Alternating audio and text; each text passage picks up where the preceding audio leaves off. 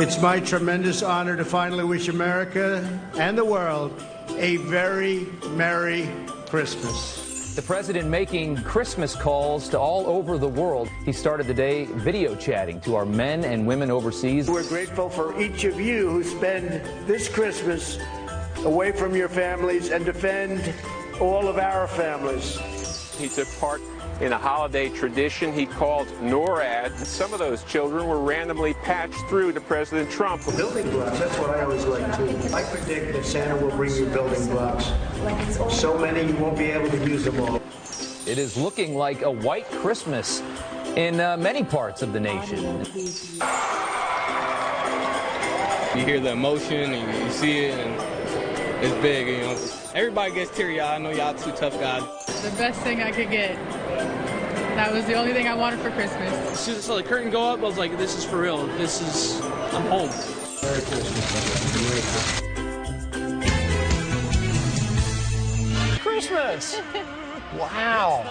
It is good to be here this morning. A lot of folks waking up all across the country today to a beautiful day filled with family, friends, presents under the tree. And as you open up those presents this morning, we are so delighted to be here with you. This is a fun day to be here. We have so many surprises today and a lot of food and a lot of fun, but mostly we're just so thankful to be here on such a special morning and be welcomed into your homes. Yeah. And we've got Santa as well coming We up. do have Santa. That's true. There he is. We're going to check in with him. Merry Christmas, everybody. Merry Christmas. There he is. Are you tired, Santa? A little bit. It's been a long All right, night. we're going to come back and One check in heck with of him. a night. My goodness Yes, gracious. it's been a long night. Wow. And, of course, we're going to talk about the president, Mar-a-Lago. We Yes. saw him there talking with children, laughing just as we came on, with sort of a very Trumpian line there. That was great. How amazing was that? You're going to have more presents than you've ever had before in your life. I mean, that was So a many Trump building line. blocks, you're going to have too many. So Griff, Molly, and Todd, we're so happy to be here this morning. We're getting pictures from folks at home already. You know, I mean, there are kids already ripping the gift paper off and getting started this Christmas morning. All right, let's check out this one from Karen. She writes, meet Dr. J. Wayne Kilpatrick, best minister ever. Did I mention his exceptional fashion sense? Look at that. That's tight. That is strong. Yeah, he does look That's very pretty fly strong. there. Here's one from Marion, Ohio, of her son Josh, a Trump supporter who won his family's Christmas Eve tacky tie contest. He got out way Congrats ahead to of you, it. sir. And this is from Jennifer. She got the surprise of a lifetime when her daughter Maddie got home from the Navy just in time for their annual crazy Christmas outfit photo, and we're going to do more of those soldiers and sailors reunited with their families for the holidays. It doesn't get better than that. Yeah, absolutely. And we're so grateful for their service wherever they are, serving all around the world this morning, and also the first responders right here at home that are working today to keep all of us safe. And the families, you know, the whole family serves. So if you're deployed overseas, it's the wife with the kids. It's got to make the Christmas magic still happen without their loved one at home. So thanks to military spouses as well. And seeing their families is the present so many of them want. Yeah. We want to know what gifts you are waking up to this morning, like Molly said earlier. Please send your pictures, friends@foxnews.com. We want the crazier, the better. Yeah. We don't want to see them all like manicured. We want to see the real kids reacting. We know and those excited. kids are already dragging you out of bed. It's early, but And they're your probably up memories. in You know, some what is the most spots. memorable thing that if you have a photo of your most memorable time, send it to us at friends@foxnews.com and tell us just a little snippet about what that memory was. And speaking of memories, I have a few, so I'll start. Here we go. These are my daughters with Santa now, and as kids. There's Mal and Mackenzie. Merry Christmas, guys. Can't remember what year that was. There's a little bit earlier. Look at that. We're going back in time. A very happy Santa, by the way. That's a pretty legit you know, Santa, That's yeah? very strong, very strong. And then this is Mackenzie with her first Charlie Brown tree. You know, you get the little one there as you're going through. And let's see what's coming up next. You bundled her up for that one. This is, oh, here we go, 1980. Look at that altar boy. That's you. Cute little Griff. Yes, you know, just putting the cheer in there. And there I am, about 4 years old in 1974, looking at Santa, wondering, what in the heck is this guy? You notice I got a lollipop in my right hand. I'm holding away from him. Like, this guy is not getting my good one. You looked understandably skeptical. I get it. Here's a few of my photos here. I have a new, this is my brother and I from way back in the day. He was the good one. You can see the little glimmer in his eye, how well behaved he was. Here we are, another photo. Just awesome. Yeah, exactly. And that is my baby. That is her first Christmas last year. Baby Marin, best gift ever. Wonderful. This will be her second Christmas, and she's starting to get it now. You know, she can actually pull at the wrapping paper a little bit, and yeah, and we're it's getting more and more fun. We're Yes, gonna we're going to meet her later in the show. Is this and her my husband. TV debut? This is Marin's TV debut. Big. That's big. We're going to do a little no-bake cheesecaking way later on if you stick around for the whole 4 hours.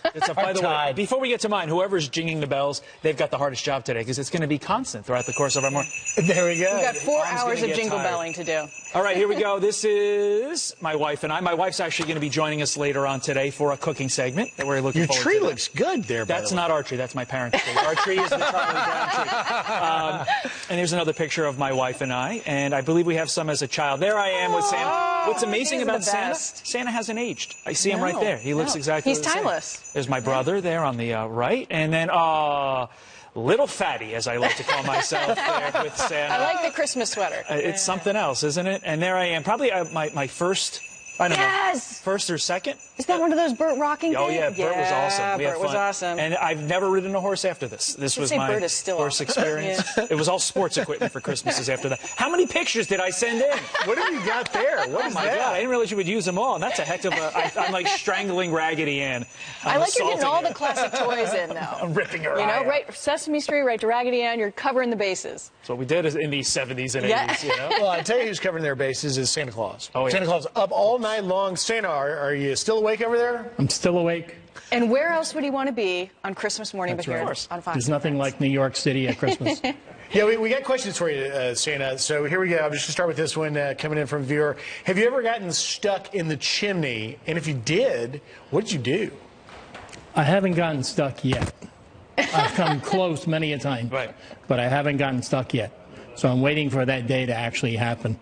And hopefully the first responders will come in the time that's needed. Sure. And here's one more. Santa, I know you're probably tired today. Are you really jolly all of the time? I am. 24/7, 365 days a year. This is me. Doesn't get any better. The joy just exudes. I get the journalistic question. Talk to us about the jealousy level that the other reindeer have for Rudolph. Well, that only happens on the extreme nights when there's a lot of fog that he needs to lead the pack. The rest of the time, they leave him alone. So they all want to be the superstar that day, but they can't because, again, the earlier discussion, they don't have the red nose. Yeah, the toughest part. And part. they're so grateful in that moment. Yep, the toughest part is when they bring the red nail polish and try to change their own nose. But we know who they are. It turns ugly. Make sure you send in your questions for that guy. His name is Santa Claus. Again, you send the questions to friends@foxnews.com or tweet us. We're keeping Santa up all morning. Yeah, no. It's a little chilly and rainy here in New York, but hopefully there are some folks there across the country somewhere getting a white Christmas. We have Adam Klotz here to give us the update on the weather today. Good morning, Adam. Merry Christmas. Hey, good morning, everybody. Merry Christmas, everyone. And yeah, a very winter-like forecast is what we're talking about. Temperatures frigid across the country as we're talking about dropping down in a lot of cases in Arctic air mass where these numbers are going to be plummeting over the next several hours. This is the last 12 hours. Your forecast is we're looking at snow beginning to pile up here in the Great Lakes into the Northeast, rain here right along the coast. That's going to continue, and we are looking at winter advisories, watches, warnings, stretching all the way up into New England. There are going to be areas where we're talking about as much as 4 feet of snow. So when you talk about 4 feet of snow, you want to be inside, you want to be eating. I'm with Chef Mark Bailey. We are going to be eating a huge spread here, right? Yes, breakfast. You know, eggnog donuts. Come on, it's Christmas, right? You're right, and I am pumpkin waffles. Is that an invitation to come start eating? You guys come running over here. I'm not talking for you this. didn't? Yeah, no, keep going. We're just going to eat. Yeah, we're prepping all of this good stuff for later. Oh, a nice eggnog donut, huh? Are you eating this right now? Split it with me. I'm actually going to eat it. Okay. Yeah. And it's an apple this bacon is Christmas, muffin. man. Anything goes. Can I eat this? Oh, yeah, of course. What am I eating? Yes, apple bacon muffins. Give me some of this. You know, come on. And don't forget the spread. They want us to walk back. They literally just want us to eat and then walk back over. We're taking back over there. Oh, all right. That works for me. Oh, hey! That was good. That was a great transition. A 2-second break they get, and they race right over there for the food. That's how it goes. That was required by the producers, by the way. I don't want to talk with my mouth full, so why don't you tell us, I'll take it away. President Trump, of course, celebrating Christmas. He has been down there in Florida at Mar-a-Lago, taking off after what he felt was a pretty strong December there in Washington, D.C., taking a little break to enjoy some Christmas festivities. We could take a look at, he went, of course, to Christmas Eve Mass, along with the First Lady. We have just a few shots here. He's there at Bethesda to see the church where he and Melania got married in Palm Beach. And what I love about this is President was late to Mass, and he's just like all of us. You know, they have the, like, Us Weekly, like, stars are just like us. Well, the president is just like the rest of us, because I always arrive late to Mass, especially on, like, the holidays, because you think, oh, I'm going to get there and there's going to be a seat. There's never a seat. You think in my 39 years I would have figured it out by now. I think they would have saved the president a seat, though. I think they did. I did. Yeah, he's got it pretty good, but he was also busy making phone calls. Oh, he was, of course. NORAD, very important. The NORAD tracker checking in. In fact, making sure Santa is getting from place to place. Well, actually, here's a tweet. We got to get to this, too. He's tweeting. He's very busy on Christmas Eve, tweeting, people are proud to be saying Merry Christmas again. I am proud to have led the charge against the assault of our cherished and beautiful phrase, Merry Christmas, 1, 2, 3, 4, 5, exclamation points. And capital letters, too, no doubt. Yeah. So we got his Christmas wish in there for everyone, and as we, of course, would expect. And you mentioned the NORAD call. Right. Of course. The NORAD calls, talking with children, answering some calls there and chatting with the kids. So fabulous there. Beautiful pictures. We'll be revisiting all of this throughout the morning, but let's hit a few headlines first. The United Nations is cutting $285 million from next year's budget after negotiations with the United States. A goal of the Trump administration has been reducing U.S. contributions to the organization, which total upwards of $3 billion a year. Ambassador Nikki Haley praised the move, calling it a big step in the right direction. Guatemala now joining the United States, announcing its plan to move its embassy to Israel, in Israel to Jerusalem. It is the first country to follow President Trump's lead in making that change. The Central American nation was one of 9 to vote against a UN resolution denouncing Trump's order.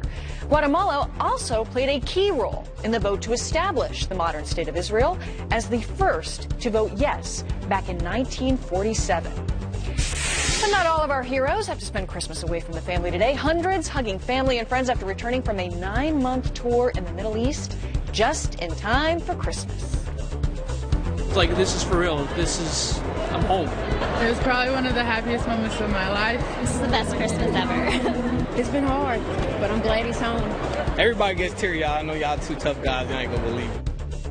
Beautiful to see that nearly 300 soldiers from the Army's 5th Battalion, 3rd Field Artillery Regiment returned to Joint Base Lewis McChord in Washington State. Awesome stuff. Yeah, it's beautiful to see that. And you can see how happy people are to have their folks home. Absolutely. Look, you know, I'll be home for Christmas. That's it. I'm a kid from Memphis, so I've been singing Elvis all morning. We probably got some of that coming up. But still ahead, Christmas morning returning to Mosul for the first time since ISIS was wiped out of Iraq. And it's all thanks to the Trump administration, the emotional moments coming up. And we're taking you live to Vatican City, where Pope Francis delivering his Christmas message to the world right now. Father John here to react. And he's there with Santa. Hanging out with Santa. Quite frankly, the 2 most important people, your priest and the big guy. In Father Moore serving Santa. Yes.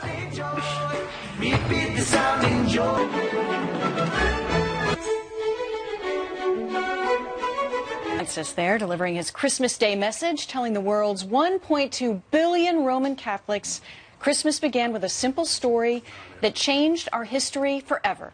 Here to react this Christmas Day, Fox News religion contributor, Father Jonathan Morris. Good Father morning. Morris. Good morning. Christmas. Merry Christmas to all of you. Let's talk about the message that the Pope is delivering right now as we speak. Obviously, it can't all be about presents and fun. There is a serious element to what the Pope is discussing. Why don't you break down, as simply as possible, what his message is? Well, he did say it's a very simple story that changed the world forever, and we know what that simple story is. It's a simple story, but it's also a profound story, and that is that all of us, through our own free will, have chosen to use our freedom for evil. Sin, we call it.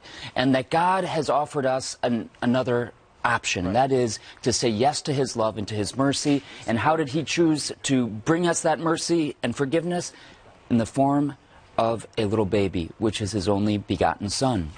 And that all of us who would receive him would have a chance for eternal life. That's the story. What's amazing is that it's so simple. It's there, a little baby in a manger, all alone. And I think that's why he called it simple, and that's why it's life-changing. You know, when it comes to Christmas, you know, the kids get so excited about the gifts and the presents, and how do you remind them about that true story?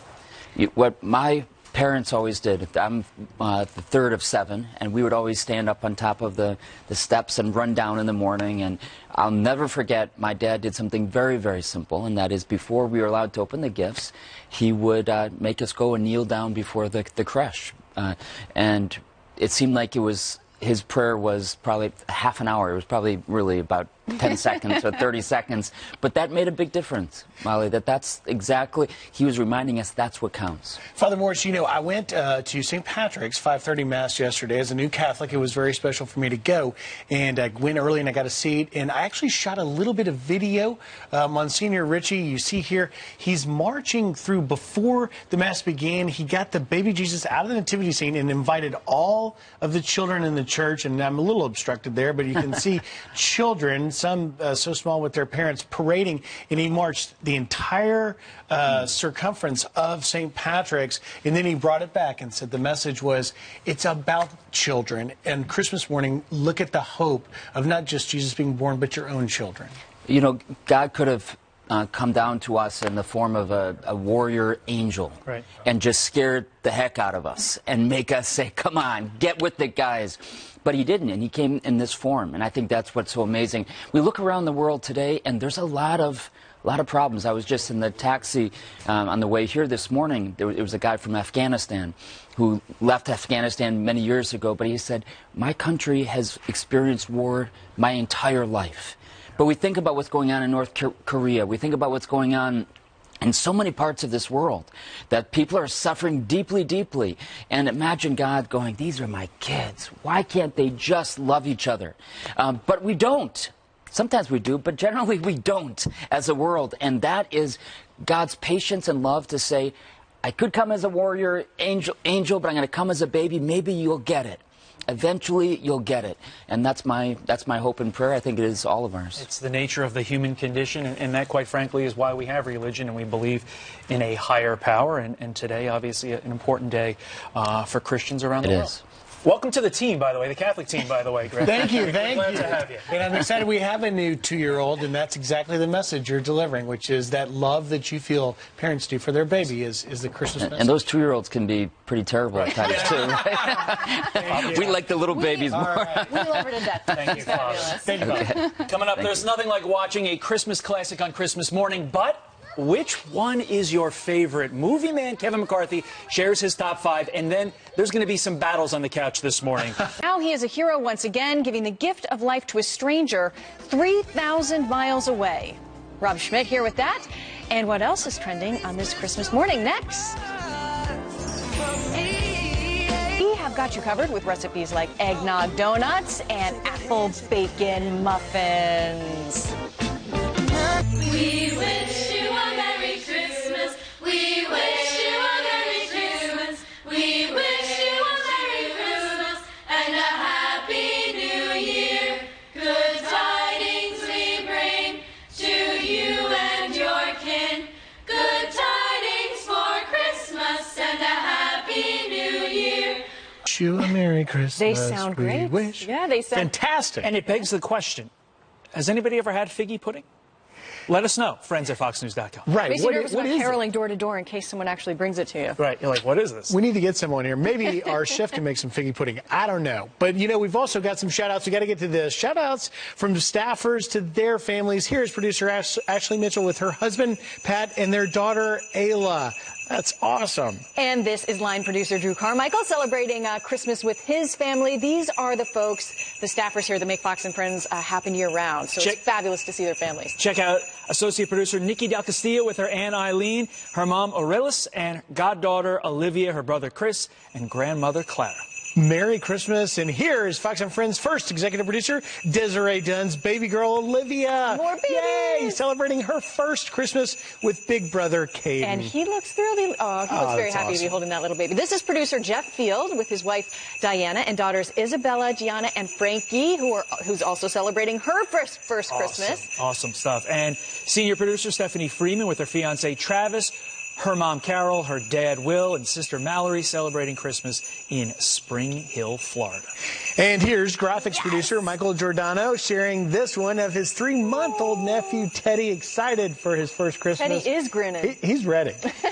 Awesome stuff. We love it. Keep sending the pictures. We want to see the pictures. All right. Yeah, the baby pictures, too. I like the baby pictures. We got to find out, by the way, who's cooking for the Carmichael clan. That picture of it. Yeah, right. A lot of Carmichaels. I think Drew's lining later. We're going to find out how many people. Hopefully they're potlucking and it's not all on just one Carmichael. Out of all the stories I think you're going to hear today, this one is just going to tug at your heartstrings. It is unbelievable. A hero firefighter who was rescued from the rubble of 9/11, now stepping up again in a major way. Yeah, this story gaining a lot of traction online as he himself now gives the gift of life. Fox and Friends' first co-host, Rob Schmidt, is here now with a look at what's trending. Rob, Merry Christmas. Hey, Merry Christmas, guys. Good morning to you. We do start here with just a great story. A hero New York firefighter, the lone survivor from his firehouse on 9/11. The South Tower collapsed all around him as he was just outside the building. And he is giving has given one of his kidneys as a Christmas present to a total stranger to save her life. Fireman Kevin Shea donated his kidney to California special education teacher Lois Knutson, right here, suffering from a degenerative kidney disease that would soon kill her. Lois Knutson actually grew up in New York admiring firefighters, and now one has saved her life. Her disease is hereditary and so dangerous that she and her husband actually elected to not have kids. Here is the firefighter, Shea, right here, the hero. She instead devoted her life and her husband's life to helping special ed kids instead. It is an awesome story all around. It's in the New York Post today. Check it out. Get more details on it if you want to. And next, a Fort Worth, Texas mom who used her Christmas bonus to buy gifts for her 3 boys, devastated to find them stolen from the bed of her pickup truck just days before Christmas. When she called Fort Worth police, the department got together and they saved Christmas for the family, chipping in to replace the gifts. Here's some pictures of the officers right here making the delivery and saving Christmas for this family in Fort Worth, Texas. This was just last week. That is cool stuff. And finally, listen to the pipes on this police officer from Portland, Maine.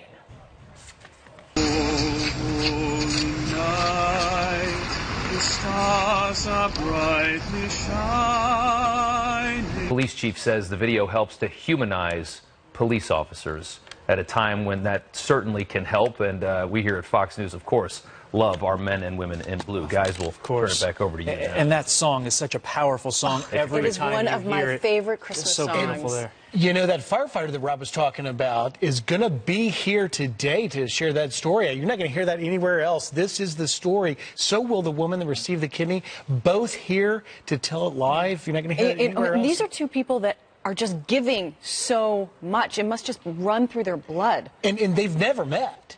I mean, this Christmas magic is about to happen on this show. They've never met. And it is an inspiring story this Christmas morning. Turning now to your headlines, nearly 200 skiers trapped 82 feet in the air after their ski lift breaks down. Helicopters flying in first responders to rescue those vacationers one by one at the French Alps resort. Some skiers trapped up there for about 2 hours. This is on Christmas Eve, but thankfully nobody was hurt. 2 sheriff's deputies spending Christmas in the hospital after being shot while responding to a domestic dispute. I've been hit. 230's been hit. We're about to roll out with 1 deputy at this time. Please clear the road. 39-year-old Douglas Johnson charged with attempted murder. Virginia police say he opened fire on 2 Loudoun County sheriff's deputies, hitting a female officer in the leg and a male officer in the arm and both legs. Thankfully, they are expected to recover. WikiLeaks founder Julian Assange's Twitter account no longer exists, and nobody knows why. Internet archives suggest it went dark sometime overnight with his last tweet on Friday. The original WikiLeaks account remains active, but many online are accusing Twitter of censorship. Assange has been operating the whistleblower website while in asylum in the Ecuadorian embassy in London. He's been there since 2012 after allegations of rape in